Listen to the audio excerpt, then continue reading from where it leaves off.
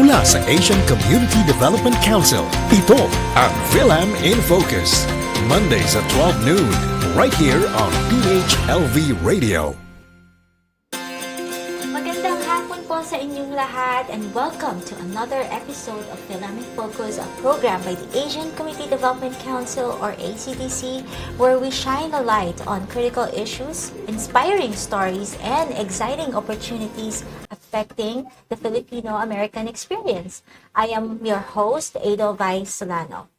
Today, we're diving into a topic that affects us all, yet often hides in plain sight, which is stress. And ngayong buwan ng Abril is Stress Awareness Month. It's a time dedicated to opening up about the pressures we face and how they impact our well-being physically, emotionally, and mentally. So whether you're feeling burned out at work, juggling family responsibilities, or just dealing with the weight of the world, take a deep breath. It's okay. You're not alone. So joining us today is someone who works tirelessly to support mental health in our communities. Trinh Dang is the Executive Director of the National Alliance on Mental Illness of Southern Nevada, or NAMI, and Trinh is here to help us better understand stress, its connection to our overall health, and how we can manage it in healthier ways.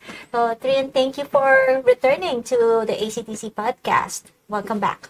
Thank you so much. It's such an honor to be here with you all today. Thank you as well. So let's start with the basic, Trinh. So what is stress and how do you cope up with it? Yeah, there's, a couple of different stress. There's eustress, which is what we consider the bad stress, or the good stress, I mean. And then there's distress, which is kind of what we consider the bad stress, because stress isn't all bad. When we hear about stress, we might think like, oh no, I don't want stress. But sometimes the things that, like hearing our alarm to wake up or knowing that there's an exam coming up, we have this eustress that gets us motivated to get up, get out of bed, to make sure that we study ahead of time or do the things that we need to do, take responsibility and all that. So that's a good kind of stress. But then when it gets too high or too much where our bodies aren't able to cope with it, or it just goes on for too long and it becomes chronic stress, the chronic distress, that's when it becomes, it could affect us negatively in the way of maybe giving us brain fog or sometimes that muscle tension that we feel. It's the way that our brains perceive a situation or event and how we perceive it, because two people could be going through the same or very similar situations and they have two different experiences. So a lot of it is also perception of the event and how they deal with it. I see. So earlier you mentioned there's positive and a negative stress, and those negative stress contributes to a lot of anxiety or depression. So, and that's something we don't really talk about, the physical effects of stress, the negative stress. And can you speak more on how the connection when your body goes into that fight or flight mode?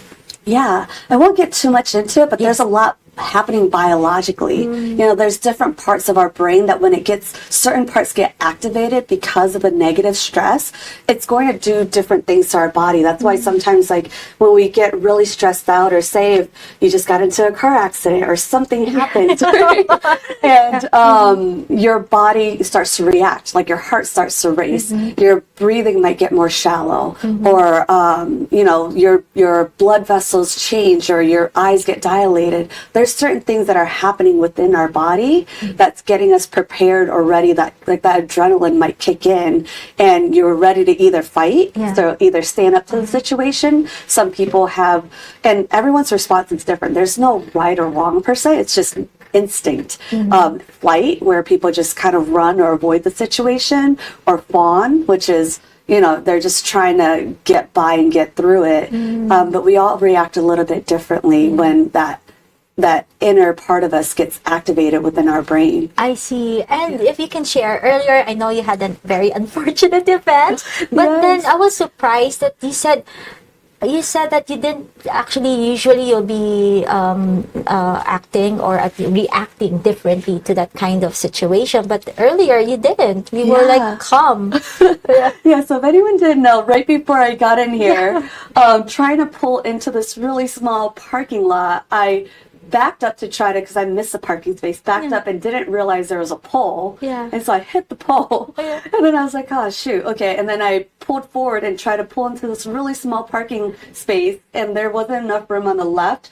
And so I accidentally hit the car on my right. And so it was just, and normally when I get into some kind of car accident, I would get trembly. I would, like, my heart would start racing. I'd be super stressed out. I mean, I was a little bit mad at myself for like a minute of like, man, I can't believe I just did that. Like, how did I not see the pole? And I thought I could clear this car, but clearly I didn't. Luckily, the guy was there, so then we were able to exchange our insurance information right away. So I didn't have to sit around and wait or try to write a note and all that.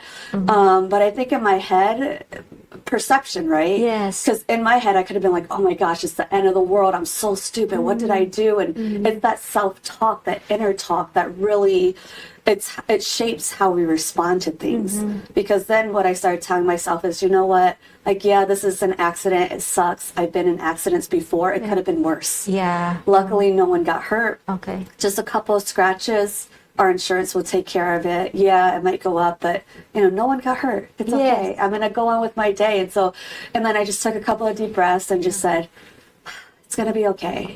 So that's you actually practice how to manage this early. I'm sorry that it happened, but you know, in defense, that was a tight spot. Yeah, you know, why would there be a black equipment there, anyways? But yeah, I know. But then for someone, at least it's about perception. But the big question is also, how do you like manage it all when, you know, stress is feeling overwhelming? Yeah, and I mean, even in these times nowadays, like working in nonprofit, there's a lot of question marks of what's going to happen with the nonprofit space, what's going to happen with our funding, and then in addition to that, you know, my parents are getting older. My dad has some health issues. There's other family things going on. And the positive stress of, even though there are happy events happening, like I'm planning for my wedding, I'm in grad school, all good things, but so much stress, right? And it's how do we handle all of that? I think it comes back to, one, making sure that I make time for the fun stuff. Because if I'm just there working all the time and I don't make time to take care of myself, that stress piles up and there's no way to unload it. So for me personally, meditating is a big deal. I started something called the 75 Hard Challenge with my partner. So I work out twice a day now, and I notice that's helped make a big difference. Because then it's not like anything's changed within my world so much. I still have the same job. I still have grad school. I still have all these other things in life happening. But when things come up, it just feels different. It feels different internally. And I think it's because I wake up and I work out now. So either I take a walk, I go on a bike ride, or do something. At the end of the day, I also do like a light stretch, yoga, or some other thing. I might do a bike ride or walk at night or lift weights. But working out, eating healthy. So I've cut out sugar and caffeine, because the caffeine keeps me up all night. And then that's what stresses me out, because then I'm tired and I don't get enough rest. Or when I eat too much sugar, you get that sugar crash. So it's not good for my body. And just eating healthier. So there's just a whole range of things to do that helps keep our mind and body healthy. And I think that plays a major role in managing our stress. I see. And then, first of all, well, congratulations on your wedding, and then still doing grad work, and then managing a whole organization. Wow. So you really can do it all, but making sure you make time for practicing mindfulness, eating right, getting the exercise. So do you even get a rest? Like, because you all do a lot, like your school, your organization. Yeah, I won't say I do it all super well. Like, you know, there's been times where I missed a couple of assignments or late. But yes, sleep is important, because if I don't get sleep, that's what also causes stress. But there are some days, I know if I before, when I was drinking caffeine too late in the evening, that's when I'm not getting my rest, or if I'm stressing out over work. But I prioritize now, like, okay, it's a certain time I need to get into bed, start reading, and wind down. Yes. And that's really important. And I think a major thing for me, too, is cutting out alcohol, because that really impacts your sleep, your rest. And for me personally, it's just... It's not worth the headache the next day either. So the hangover the following day. Yeah, and it doesn't take a whole lot. Like just one drink gives me a headache the next day, even if when I drink a lot of water and stay hydrated. So I'm very mindful of what I put into my body, not just the food, but like watching shows or like social media, because for me, I ask myself, after I do this, do I feel good afterwards? Does it give me energy? And if it doesn't fill my cup and my soul, and it doesn't give me energy and I feel worse afterwards, it's not like I don't do it, because there's a show that I was watching and it probably wasn't that great, but it was,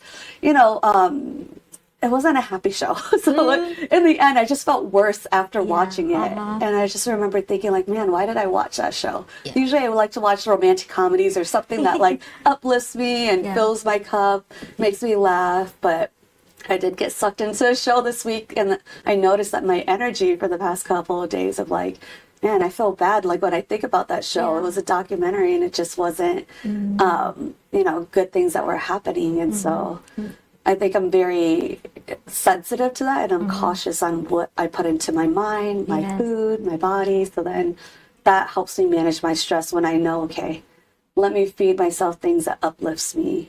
So with everything going on in the world, I have to shut off the news. Right. It's like that balance of staying informed, but then not too much to where it gives me anxiety and stress to the point where I can't sleep at night, or now I'm thinking about all these things, or it feels all doom and gloom. So very cautious about that. So it's you're doing the holistic approach, just being intentional on what you put on in your mind, your body, and instead of like watching the documentaries on like Dateline when you feel scared after watching that, I do. And then you say you feel like scared. So it's more on like, just watch something that uplifts you. So I completely agree with that. And I love what you said, that if it drains your energy, then why would you like spend your time on it? It has to be able to. I always remember this from the Philippine Nurses Association of Nevada, and from Dr. Gamboa and also Dr. Flora Saison. They would always say you cannot give from an empty cup.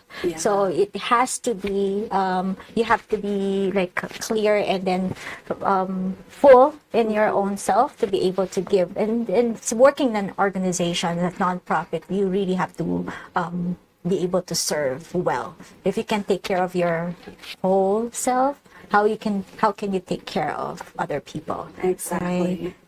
Right? So why do you think for the AAPI community it's still a taboo topic? For us, I mean, especially in the Filipino, it's still something that isn't like, it comes up, but it doesn't talk about in not just Filipino, but all broader communities, and who experience stress. My perspective on it, or my personal opinion, growing up in an Asian household as well, I think, especially for my parents who were Vietnamese refugees from the Vietnam War, they went through so much that they just went through so much that now when they look at me, they're like, oh, you're stressed out about this thing, but we almost died in war. Or like they went through all these other things that were really, great hardships. And it's not to dismiss what we're experiencing with like work and all these other things. But I think that perspective difference, maybe in generational differences too, or maybe just what's passed down from my parents of like, we've been through worse, it's going to be okay. But we also have to acknowledge that it's just a different time. Like, yes, I didn't go through war personally myself, but the stressors are there. Like, the emotions underneath it are still felt. And I think that's the part that's maybe sometimes hard to see.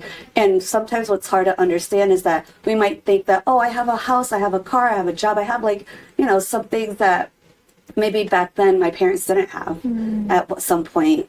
But material things is different from our emotional or mental health. we see celebrities with millions of dollars with huge homes. They might still have stress and still have substance use disorders and still, complete suicide and all these other things that are attached to mental health challenges. Having a lot of money and having, stable income or a job doesn't always equate to mental wellness. And I think that's the part too to understand and kind of sort through to say, it's what's going on internally. And because we can't see it, I think that's harder for people to understand. Because we could see a broken bone. We could see when someone is going through that, or when someone has cancer. Like you see it in the screens or whatever, MRIs and things. And there is a lot of research now coming out with what's happening in our brains. It's just not, I think, well known, the impact of different traumas or stressors that's happening internally. And I think the more we get educated on it and understand that, it's okay to talk about these things. It's okay to address it and to look at it differently. There's just stigma, I think, comes from a lot of different areas. And especially if we look back to decades ago, how did they treat people with mental health conditions? It wasn't so great. So I think there's once upon a time ago where we said, well, no one wants to identify with that. That's what something bad is going to happen if we do. They put us away and lock us away, and there wasn't any hope for recovery. But now that we know recovery is possible, and it's just another part of our whole self that we need to take care of, and understanding that piece, hopefully we can open up the dialogue more. Yes, and that is the reason why it's important to educate our community about it, because yes, there are certain, you mentioned it earlier, it's the different experience that your parents had, and then also with it's a different stressors for everyone. But and also it might also in our own cultures, like you are taught to be strong, like just to quiet and take it in and being resilient, but and also it's not wanting to burden other people. That's why, but like what it's always said, it's okay to reach out. And speaking of resources, so what does NAMI provide in terms of educating the community about the dealing with stress or mental health? Yeah, so we have weekly support groups. So if anyone's finding themselves in a space where they need to just talk to other people, or maybe they went through a significant event of some sort, there's a family support group, so families could come in, family and friends that can talk to other family and friends if they're supporting a loved one with a mental health challenge, or the individual themselves if they're going through a mental health challenge, to just drop in Wednesday evenings from 6 to 7:30 to be able to get support from others. We have education classes, 6 to 8 weeks, to learn about the different mental health challenges and either how to support ourselves or a family member as well. And then presentations for the community, anything from mental health 101 to understanding it to stress management. So we're here to just really educate and train the community to know that it's okay to talk about it and how to maybe deal with some of these things. I know it's on your website, the NAMI. I forgot the website. www.namisouthernNevada.org. I see. And then we'll just flash it later on the calendar of events for April. And I know you also with the current political climate, there's especially for those organizations providing services, there's a lot of uncertainty you mentioned earlier and challenges. So what do you think are the stressors for the AAPI community that you see in this current landscape? There's, I think what's coming up is the big question with what's happening with ICE immigration. Because our community, we do have folks that have immigrated from different spaces, including my dad. And it's just figuring out what's the next steps, and is our community going to be targeted? What do we do if someone comes across that? And just knowing our rights is going to be important. And just stressors in general. I think a lot of changes as far as not knowing what's going to happen next. I think that's the part that's tough, because for a lot of people in different communities that's maybe had challenges with the government at home or whatever it's been, just kind of seeing it happen here where we didn't think it could is hard and tough. It's a very scary time, uncertain also, and also in terms of funding challenges. So I'm glad also that I came across that you have the workshop the stress management workshop for organizations, and can you tell me more about it? Yeah, so it came up because this actually started when I was teaching high school, and the kids were getting really stressed out right before finals. So I put together the stress management presentation, and it's just kind of taken off because then we started getting requests from adults, and you know, we all have stress to some level, and there's different tools and coping tools that I learned over the years personally through lots of therapy. And just from reading, so places like American Psychiatric Association or Psychological Association, places like different colleges like Harvard, they have so many resources and tools out there. And so in that, we show a short video that talks about how stress impacts the brain, what chronic stress can do, like some of the symptoms to look out for. And then we actually spend the majority of the time, about the next 30-45 minutes, practicing about 5 different techniques, because we'll share it, things like deep breathing, progressive muscle relaxation. We talk about gratitudes, positive self-talk, and what that means and what that looks like, and then we give people an opportunity to practice it. It's kind of like, I call it a little sampler, a sampler dish, where you get to try little bits and pieces and take what works for you, because what works for me might not work for you. It's different for everyone, but at least knowing there's something out there, and it's just a small piece. We share a few, but there's so much more. So just letting people know that there's things that we could do every day, little things that doesn't cost anything at all. It's not always about going to a spa or getting a massage, because not everyone can afford that all the time. But the little things that we could do every day to help manage our stress is going to add up over time. And these are all available to an organization and also the team members. I'm glad what you said earlier, that the little things. So, you know, get a boba or walk in the park. Those are, I mean, walking in the park, it's free, you know, and there's something that uplifts you. So I think that's important. Yung taking a walk, you know, riding a bike, so anything, or just, you know, just if you're a coffee drinker, you can drink outside. Just those small things. And I know thank you for providing those resources to our community. And what role does our community play a role in coping up with stress, aside from having those resources from NAMI? Coping with stress, you said? Yes. Yeah, I think right now more than ever, it's just finding community, finding the people that we can connect with, and making sure that we have a life outside of work, outside of the political climate, that we can just get together and just be. Like whatever that means, like, you know, talk about things that brings you joy, that makes you happy. Maybe you come together and you're drinking tea. Maybe you're coming together and singing karaoke on YouTube, or like playing a board game at home, or just doing something to relax and enjoy your time, because it's the day-to-day. I think that makes a big impact, even though there's a lot of big things happening outside of our local community, and some things are out of our control.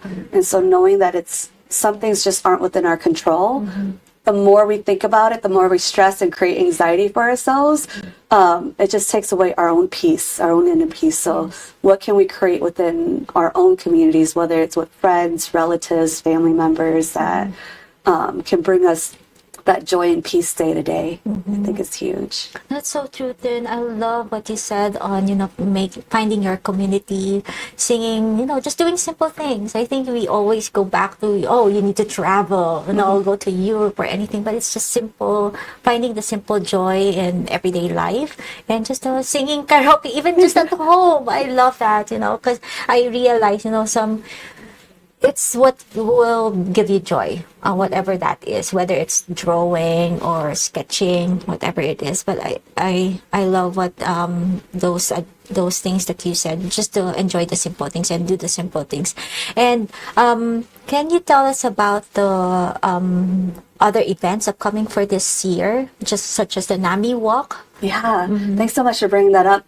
NAMI Walks is happening on Saturday, October 18th, at 9 a.m. till about 1 or 2.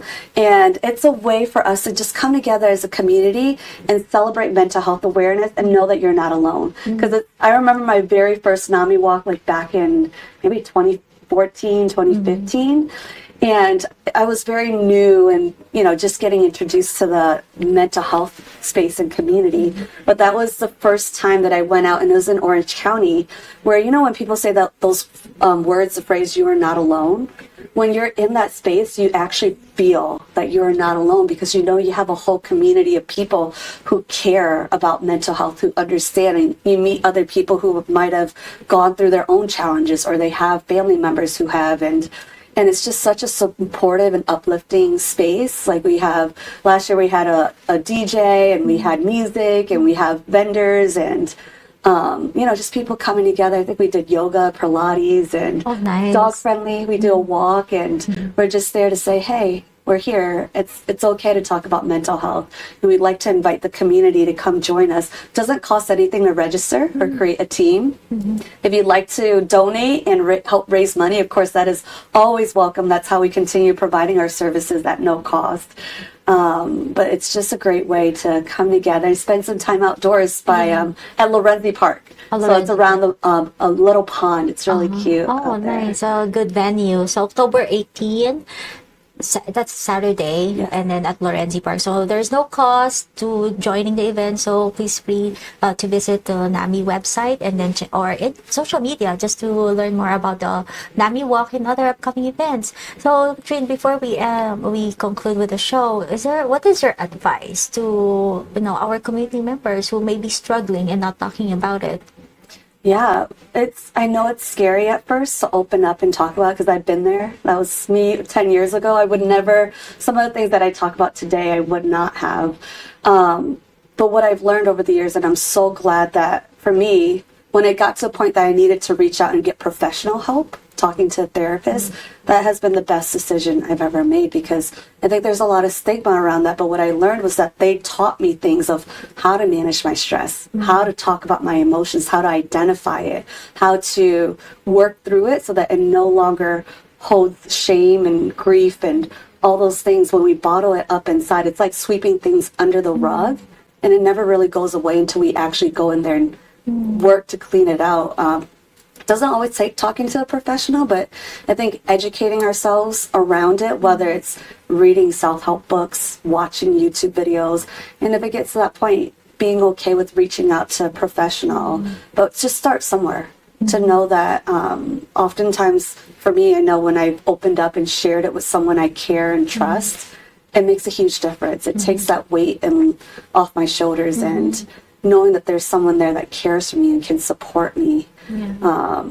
It was a hard journey, but it's made a huge difference in my life. So opening up, and that's so powerful. So that's something that we all need to learn, is to reach out and ask for help. Because, I know in our culture, we're also trained not to, again, not to burden anybody.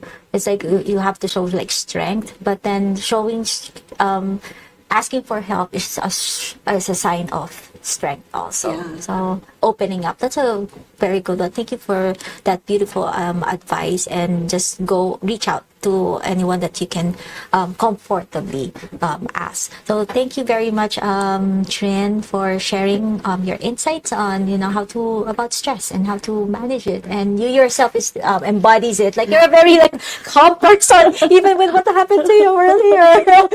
Oh my God, and everything that is happening. So thank you so much. Well, thank you for having me here today. Well, thank you again, Trin. And to our listeners and viewers, maraming salamat po for tuning in to Philam in Focus, brought to you by the Asian Community Development Council. We hope today's conversation helped you feel seen, supported, and reminded that taking care of your mental health is not only okay, it is essential. So let's keep breaking the silence. Reach out, support one another, and we can build a healthier space for everyone. So for more information about ACDC, be sure to visit our website at acdcnv.org and follow us on our social media channels, and stay updated on our latest programs, events, and community resources. Until next time po, take care of yourself and each other po. Maraming salamat, and hanggat sa muli.